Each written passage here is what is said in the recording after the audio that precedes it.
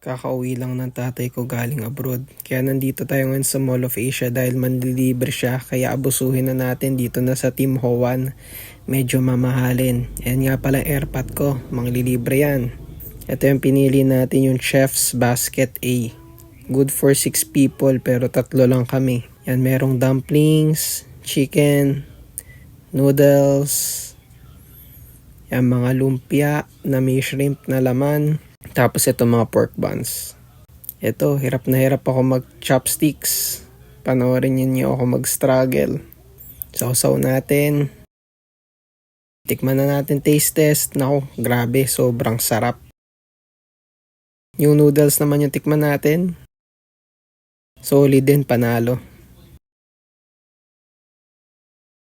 Very good. Ito palang pork buns. Sobrang lambot niyan. Tapos generous sa palaman. Ang sarap din ng parang sauce niya. Perfect yung timpla. Ito pala yung mga lumpia. Shrimp talaga yung laman niya. Hipon. Solid. Tapos window shopping. Ang daming magaganda dito sa H&M.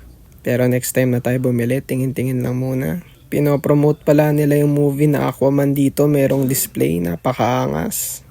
Pero hindi kami nanood. Pero maganda sana yan. Tapos naglaro kami ng bowling.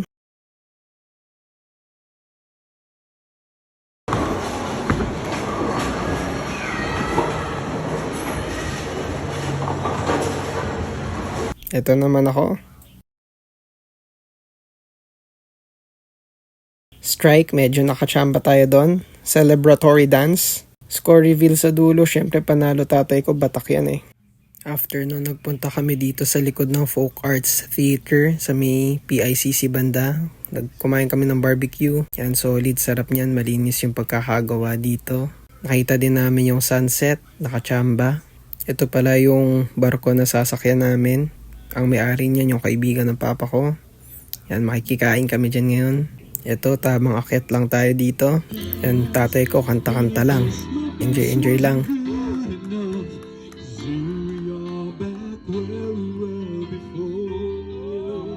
Ito pala yung view dito sa may dagat. Makiki-Christmas party tayo dito. Tapos sakto merong fireworks display yung MOA. Natanaw din namin. Yun lang, buyers.